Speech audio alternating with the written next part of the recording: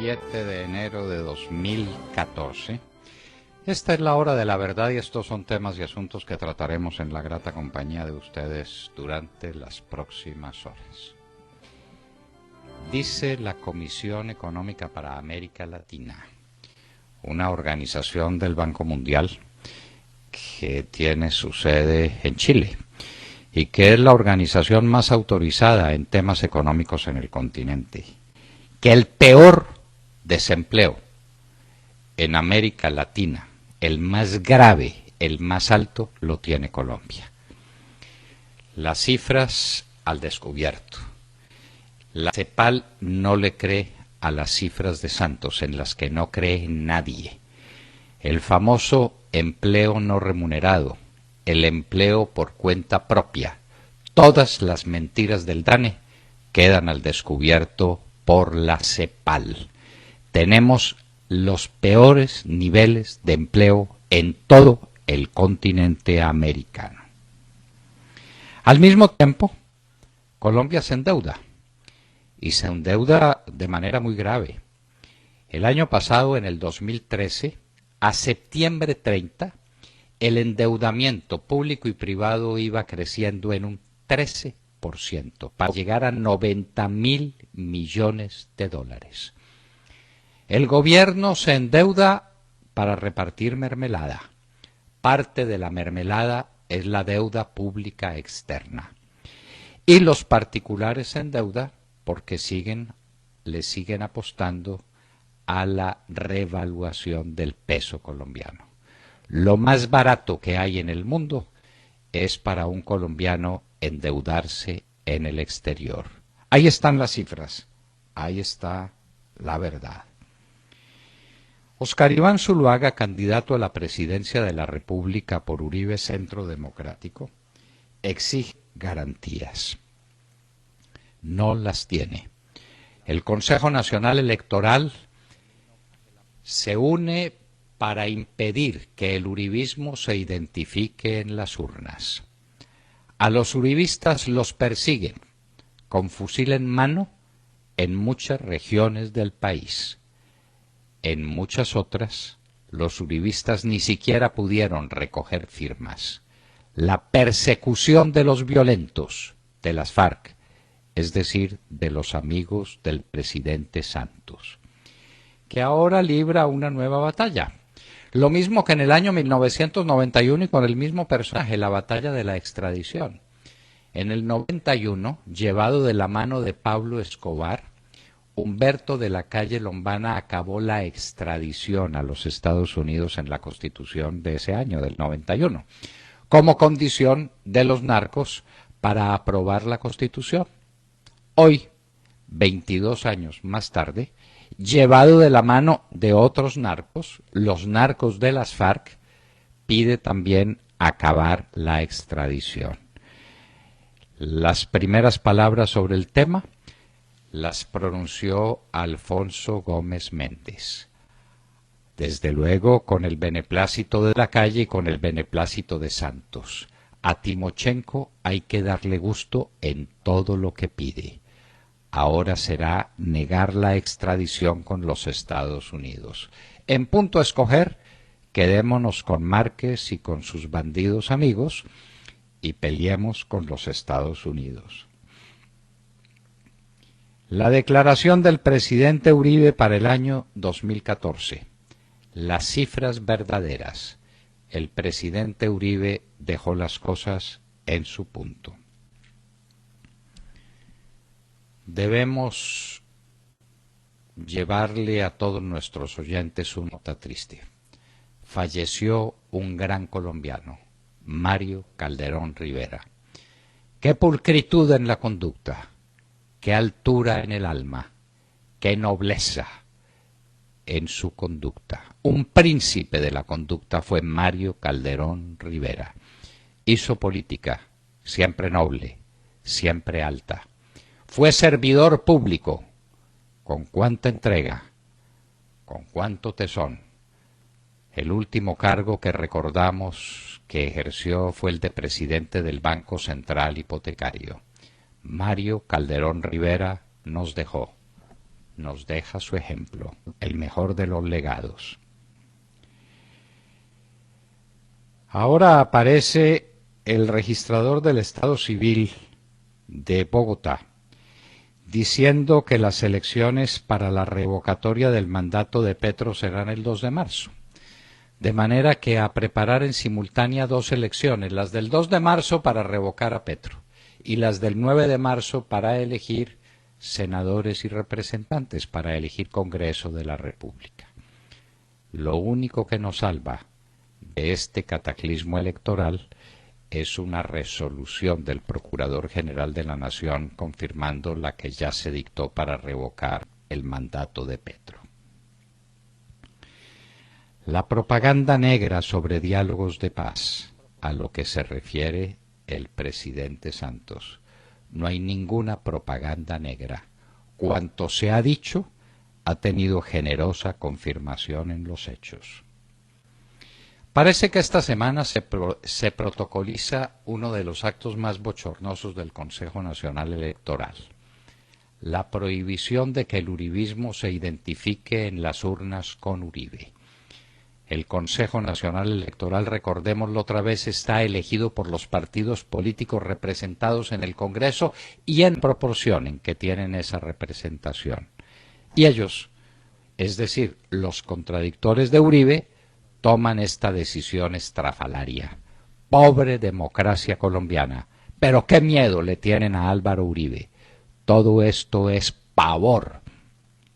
Pavor de los que están untados de mermelada hasta los tuétanos. Los que se robaron el presupuesto nacional, ahora quieren robarse otra cosa. Las elecciones del 9 de marzo. Hay prohibición a la Drummond para embarcar carbón en barcazas.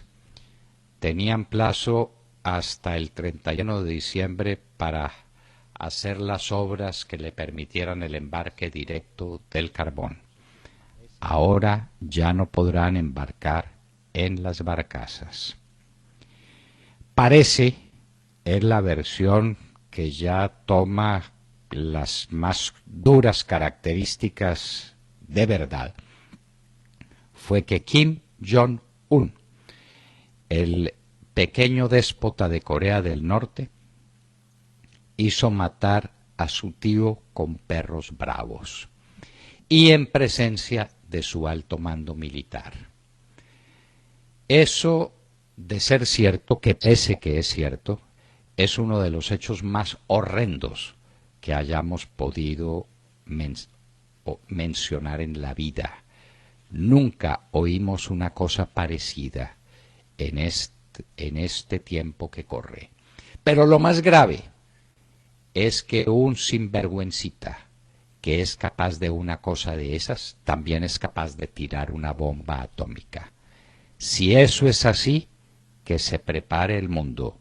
Kim Jong-un es capaz de cualquier cosa. Las obras del Canal Interoceánico de Nicaragua empezarán en el 2015, es decir, dentro de un año. En este año se completarán los estudios de prefactibilidad. El interés de la China y el interés de Rusia por ese canal. Los Estados Unidos no se han dado cuenta de que se le metieron en el patio delantero. 10% de aumento salarial de Reyes de Maduro por la inflación criminal del 56.2%. Es el regalo navideño para los trabajadores. Es un regalo envenenado. Más salario, más costos, más inflación, menos capacidad adquisitiva de los trabajadores venezolanos. Los diarios colombianos que dan la noticia traducen este salario mínimo de los bolívares a dólares oficiales. El dólar oficial no existe, el dólar oficial es una mentira. El dólar real en Venezuela anda por 70 bolívares. El dólar de 6,30 no existe sino en los cálculos del gobierno y de una PDVSA que está virtualmente quebrada. Ojo con PDVSA. PDVSA se quebró. Otra vez la marihuana. En el año 2013 se incautaron 347 toneladas de marihuana a las fuerzas de policía. ¿Vuelve la marihuana como negocio? Desde 1993 no la teníamos. Mejor dicho, marihuana como nunca antes. Hay paras en México. Era el capítulo que faltaba para completar la tragedia de ese gran hermano país. Control de precios en Argentina, así como hay control de precios en Venezuela. Son hermanos en todo. Los dos quebraron las dos naciones más ricas del continente y ahora pretenden arreglarlo todo con control de precios. Confirmada en los Estados Unidos Janet Yellen como directora de la Federal Reserve. Frío polar se toma los Estados Unidos. Chicago está en menos 27 grados centígrados, pero con la sensación térmica que se produce con los vientos de la ciudad de los vientos, la temperatura real es de menos 50 grados centígrados. No es compatible con la vida humana el frío que hay en muchas regiones de los Estados Unidos. Seria lesión pélvica de Angela Merkel por accidente de esquí en los Alpes. El excampeón mundial de Fórmula 1, Schumacher, sigue en condición crítica por esquiar en los Alpes. Moraleja, no esquiamos en los Alpes. En la guerra en Siria hay división entre opositores. La presencia de Al-Qaeda. Una presencia que es trágica, y es trágica en Siria y es trágica en Irak. Veníamos diciendo en la hora de la verdad desde hace tiempo, queridos oyentes, ustedes nos tuvieron que oír muchas veces diciendo cuál era la ración de sangre que se vertía todos los días en Irak. Ese es producto de Al-Qaeda. Al-Qaeda se está tomando el Oriente. La paz de Obama sacó las tropas y dejó ese país en manos de Al-Qaeda. En Nigeria fueron asesinados 30 católicos. Adiós le dice Portugal a Eusebio, la Pantera Negra, el más grande futbolista de todos los tiempos de Portugal, hasta el advenimiento de Cristiano Ronaldo. Y son 20 los frentes cocaineros de las FARC. Y en Hoy en la Historia recordaremos los principios de la Guerra Grande. La guerra de 1914, también llamada la Primera Guerra Mundial. De todo esto y de mucho más hablaremos con ustedes en las próximas horas, desde aquí, desde la hora de la verdad. Hablemos, si les parece, de cifras, de números. Es incomprensible realmente, les quiero decir, el manejo de las cifras. Pues yo creo que debería ser algo impecable e indiscutible, especialmente porque los números son números, ¿no? Y hablan por sí solos. Por eso es sorprendente la polémica generada a raíz del cuestionable balance de seguridad del presidente Juan Manuel Santos. Pero es más increíble que las críticas, con cifras en la mano, vinieron del expresidente Álvaro Uribe, su antecesor y el hombre que lo llevó a la presidencia. Eso yo creo que es indiscutible. Muchos políticos se quedaron mudos, la gran mayoría, y no aportaron ni un granito de arena en este debate que a mí me parece que es democrático. En esto consiste la democracia, ¿no? La historia es que el presidente Juan Manuel Santos salió a decir que el balance de seguridad era histórico, como todo, ¿no? Y lanzó unas cifras muy cuestionables y manipuladas. Y el presidente Uribe lo que hizo fue cuestionarlas a través de Twitter. El expresidente dijo que las cifras que presentó Juan Manuel Santos, asegurando que los índices de secuestros, homicidios y extorsiones disminuyeron, lo que hacen es tratar de confundir a la población y que en materia de seguridad las cosas no funcionan, como dice el presidente Juan Manuel Santos. Mientras que el presidente Juan Manuel Santos dijo que los homicidios se habían reducido en un 8% en el año 2013 y el secuestro decreció en un 4%, Uribe dice que los secuestros aumentaron 13%, en un 13%. La extorsión creció en 113%, los retenes ilegales aumentaron el 70%, Los ataques a oleoductos aumentaron en un 223% en los últimos 3 años. Aclaro, esto no es que lo diga el expresidente Álvaro Uribe, son cifras reales, lo que hace recordar las cifras. Los atentados contra la Tener que volver a pasar, así sea parcialmente, el histórico reportaje que nos dio Alfredo Rangel a finales del año pasado. Alfredo Rangel tiene las cuentas todas oficiales, pero sistematizadas, científicamente presentadas, y él se anticipó a las cifras de Santos. Y estas cifras del presidente Uribe son tomadas de esa fuente informativa perfecta, que es Alfredo Rangel, candidato al Senado de la República por Uribe Centro Democrático. ¿No le parece a usted que debíamos aprovechar unos minutos y repetir en parte ese histórico reportaje que nos concedió Alfredo Rangel? Pero por supuesto, son investigaciones y son análisis que yo creo que se necesitan en estos momentos para esas cifras que presenta el presidente Juan Manuel Santos de un país que parece el país de las maravillas, y no es así. Escuchemos. Bueno, yo le propongo que lo dejemos para las 7:40 de la mañana, después de haber oído, para que le demos un espacio amplio,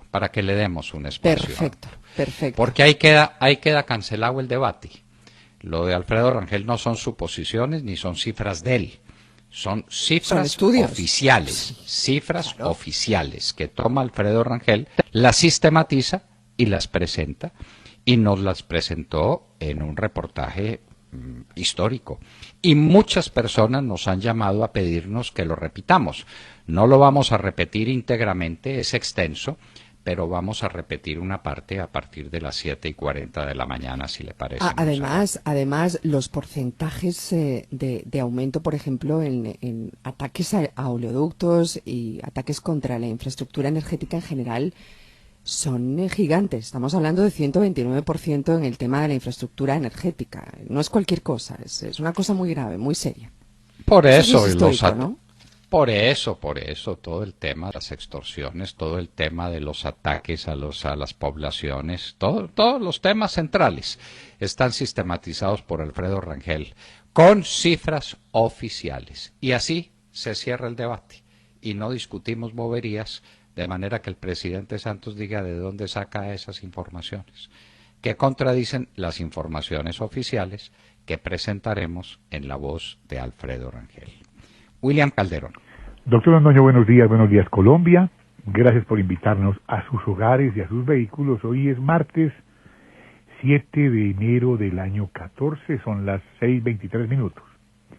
El ministro de Justicia, Alfonso Gómez Méndez, el escolta jurídico del gobierno, haciendo gala de sus leguleyadas, soltó el globo de la extradición, hablando de replantearla, de repensarla.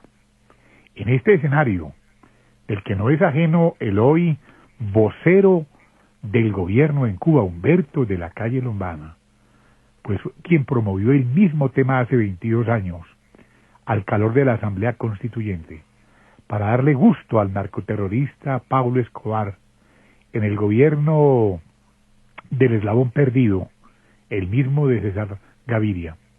Ahora, de la mano del cartel narcoterrorista de las FARC, se pretende lo mismo. Recordemos que en el 91, el expresidente Misael Pastrana Borrero renunció a su condición de constituyente cuando el gobierno de entonces hizo esa propuesta. Doctor Londoño, ¿nos siguen gobernando desde Cuba? Claro, William, no se le olvide que esa fue la primera norma que se aprobó en la Constitución del 91, fue la que prohibía la extradición de colombianos al exterior. La primera de todas, antes del preámbulo, antes de cualquier otra norma constitucional, se aprobó la no extradición de colombianos, por imposición de Pablo Escobar. Habrá que recordar, William, le pongo esa tarea, los nombres de 6 o 7 constituyentes valerosos que se opusieron a esa decisión. Yo recuerdo a Hernando Yepes Arcila, recuerdo a Juan Carlos Esguerra Portocarrero, Usted recuerda el caso de Misael Pastrana, Sí, seguramente Rodrigo Llorente tomó el mismo camino, pero busquémoslos. Fueron 6 o 7 los que arriesgaron su vida por decirle no a la extradición, que propusieron los narcos comandados por Pablo Escobar, los mismos que se habían tomado el Palacio de Justicia 6 años antes, se salieron con la suya en la Constitución del 91. Y eso es exactamente lo que pide el mismo personaje, Humberto de la Calle Lombana, 22 años después.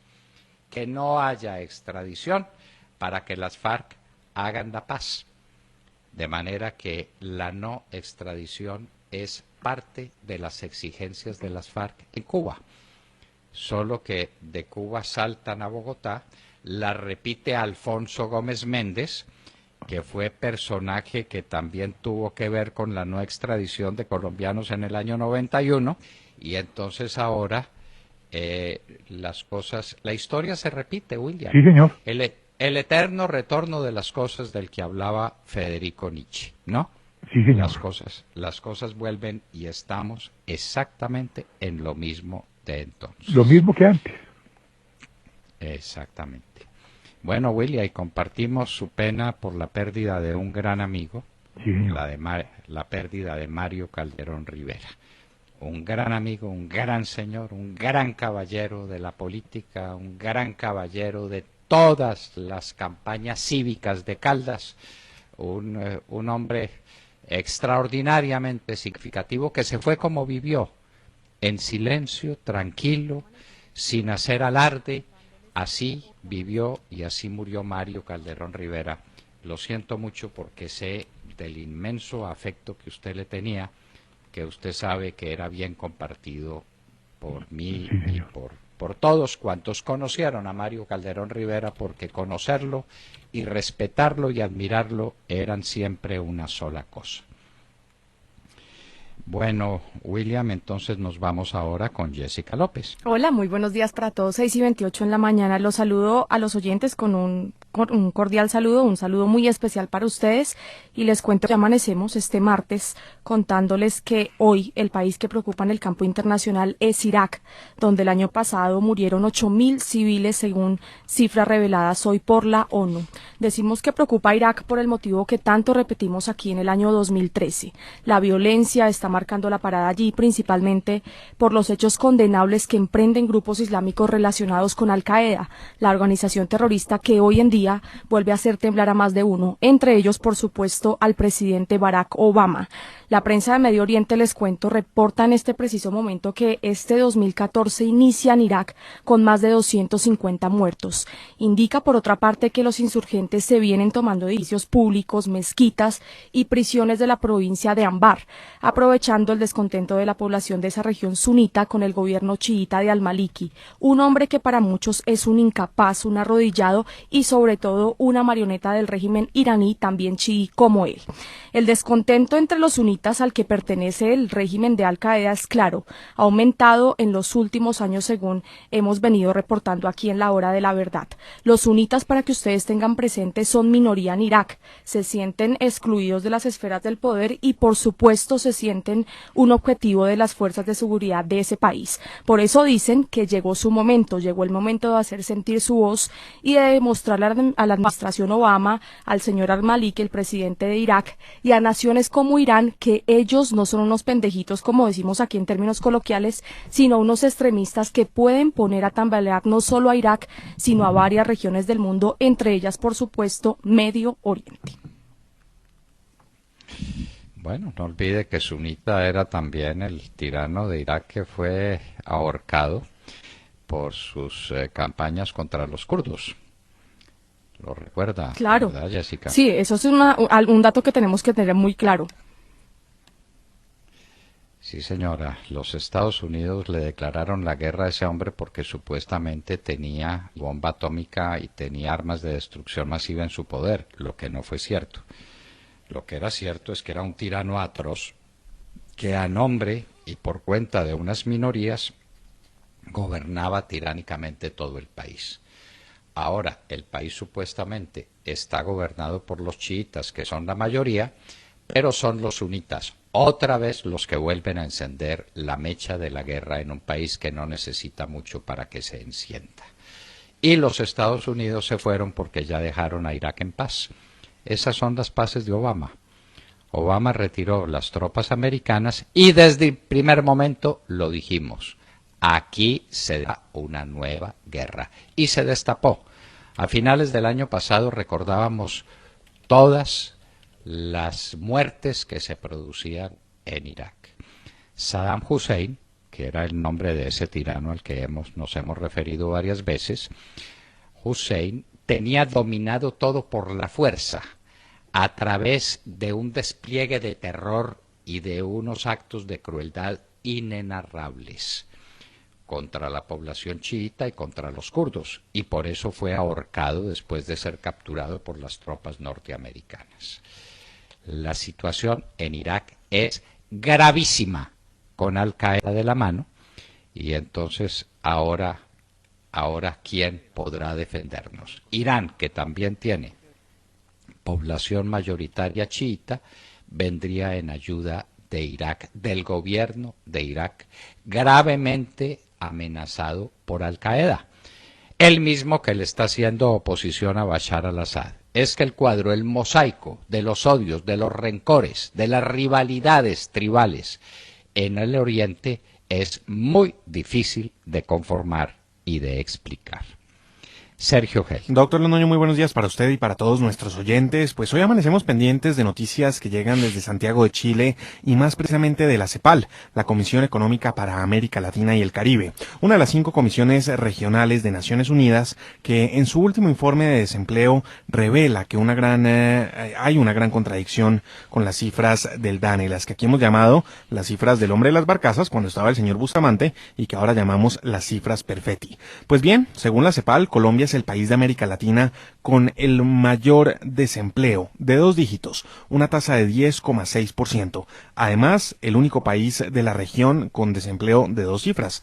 Nos siguen Costa Rica y Venezuela en segundo y tercer lugar respectivamente, con mayor desempleo en la región, y el cuarto y quinto lugar lo ocupan Argentina y República Dominicana. Contradice entonces la CEPAL con esa cifra de 10,6% las cifras oficiales del gobierno colombiano que sitúan el desempleo en 8,5%. Además, la proyección de crecimiento que hace la CEPAL para Colombia para este 2014 es de 4,5%. Le cambio rápidamente el tercio, doctor Londoño, porque no podemos tampoco dejar de lado las cifras de deuda externa reveladas por el Banco de la República, esto con corte a septiembre de 2013. Según el emisor, la deuda externa colombiana aumentó en un 13% anual y representa el 24% del Producto Interno Bruto colombiano. Se destaca que la deuda del sector público a largo plazo aumentó en 14,1% y la del sector privado aumentó en 32,5%. Todo esto porque el costo promedio del endeudamiento externo en deuda pública es de 1% y el costo de la deuda privada en promedio es de 2,7%. Muy barato, definitivamente muy barato endeudarse por fuera. Son noticias de nuestra economía. El tema de la CEPAL pues contradice fuertemente las cifras del DANE y el tema de la deuda externa. Noticias con las que saludamos esta mañana y nos metemos de lleno en el 2014. Sí, Sergio, y es que es muy fácil contradecir las cifras del DANE. Nosotros lo hemos hecho en repetidas ocasiones, pero la CEPAL se pregunta, ¿qué es eso de empleo no remunerado? ¿Esclavitud? ¿Esclavitud? ¿Qué quiere decir? Entonces, simplemente depura las cifras y le dice al señor Perfetti, no haga estos alardes grotescos de ignorancia en materia económica. Un empleo tiene que tener remuneración para que sea empleo. Y los empleos por cuenta propia. ¿Qué son los empleos por cuenta propia? ¿Empujar la carretilla con unos mangos adentro? ¿Eso es un empleo? ¿Eso es un empleo? Para el DANE parece que sí. Colombia tiene el peor empleo de América Latina. El peor de todos. Cuando el presidente Santos dice que Colombia es el país donde más empleos se crean en América Latina. ¿En dónde? A ver, que nos den la dirección y el teléfono y la ubicación de una fábrica que se haya levantado en estos 4 años. A ver dónde hay una zona del país donde se esté sembrando más, donde haya una realidad agrícola más próspera que hace 4 años? Díganos uno. No. ¿Dónde está el empleo? Puro cuento. Como lo dice usted, en las carretillas de mango. En las carretillas que empujan el mango, sí, en el comercio y sobre todo en esto del empleo no remunerado y del empleo por cuenta propia. Alejandro Ramírez. Buenos días a los oyentes de la Hora de la Verdad. Hoy los saludamos con la noticia de las nuevas cifras difundidas por el alcalde distrital Gustavo Petro sobre el modelo de basuras. El alcalde distrital, sancionado por la Procuraduría General de la Nación, con la destitución e inhabilidad para ejercer cargos públicos por el modelo de recolección de basuras, manifestó en su cuenta de Twitter que por cuenta de dicho modelo le ahorró a los bogotanos 40.000 millones de pesos y recogió más residuos que en el año 2012, entre otros beneficios. El nuevo balance del modelo de recolección de basuras presentado por el alcalde contradice el balance que él mismo presentó en reunión de la Junta Directiva del Acueducto el 17 de octubre del año anterior en el CADE de Patio Bonito. En dicha reunión, el alcalde Gustavo Petro admitió en voz alta el fracaso de su administración en el programa Basura Cero, como quedó consignado en acta de la misma fecha. Culpando a sus funcionarios, Petro señaló no estar haciendo la operación Basura Cero y la falta de separación en la fuente, entre otras falencias. Días antes, la directora de la UAESP, Nelly Mogollón, y la subdirectora jurídica María Fernanda Bermeo presentaron su renuncia luego de una discusión con el alcalde por el manejo de las bodegas de reciclaje en la localidad de Kennedy. El contralor distrital señaló que por cuenta del modelo de basura la administración distrital tiene procesos de responsabilidad fiscal por 99.000 millones de pesos, entre otros por los sobrecostos en el alquiler de volquetas, camionetas y compactadores para atender la contingencia que se generó en la ciudad, y el detrimento cercano a los 34.000 millones de pesos en la compra de 218 vehículos nuevos para atender la operación del aseo, de los cuales 100 no han sido utilizados y se encuentran en un lote, evidenciando la falta de planeación. Doctor Londoño, ¿estará el alcalde distrital abonando terreno una vez su defensa interpuso el recurso de reposición contra la providencia que lo destituye e inhabilita? Es claro que sí, es de eso de lo que se trata, de sostener que todo en basuras va bien cuando sabemos que todo va mal. Es que inclusive se sigue recogiendo basura en carretillas, pues carretillas en volquetas, que es como una carretilla para efectos prácticos, y eso pasa todos los días. Y cualquier habitante de Bogotá lo puede ver a primera hora de la mañana, sí, el espectáculo doloroso de unas volquetas que recogen las basuras. Y eso obviamente tiene unos costos, la ineficiencia es mucha y el costo social es inmenso. Bueno, y si les parece, nos vamos para los Estados Unidos porque Cristina Londoño nos tiene noticias de un frente frío que viene de allá, de Alaska, de los polos, y que tiene aparte de los Estados Unidos viviendo una situación dramática. Es que las cosas han llegado a un punto en que la temperatura no permite la vida humana. Un ser humano no puede vivir a menos 50 grados centígrados de temperatura. Cristina Londoño, muy buenos días. Hola papi, muy buenos días y muy buenos días a todos. Bueno, aquí en Estados Unidos gran parte de la población, 183 millones de habitantes, están hibernando y están hibernando porque las autoridades les están pidiendo que no salgan de sus casas, ya que este país se está viendo afectado por una helada histórica que ya ha causado 14 muertes, la mayoría en accidentes de tránsito. Muchas ciudades están batiendo récord, pasando el mayor frío en 20 años. Pero para que tengan más o menos una idea de lo que han sido las temperaturas, por ejemplo, en la ciudad de Chicago, que ahora le están diciendo Chiveria porque está registrando fríos todavía más fuertes que los que se ven en el Polo Sur y en partes también de Siberia. La temperatura alta en el día de ayer fue menos 11 grados centígrados y la temperatura más fría menos 45 grados centígrados. Detroit, por ejemplo, menos 35 grados centígrados. San Luis, Wisconsin, menos 35 grados centígrados.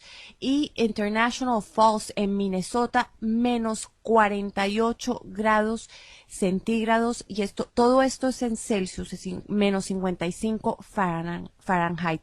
En Indianápolis, por ejemplo, las autoridades prohibieron la movilización de todos los habitantes. Hay colegios cancelados e incluso tenemos reportes de vehículos que se han quedado pegados, congelados, pegados al suelo.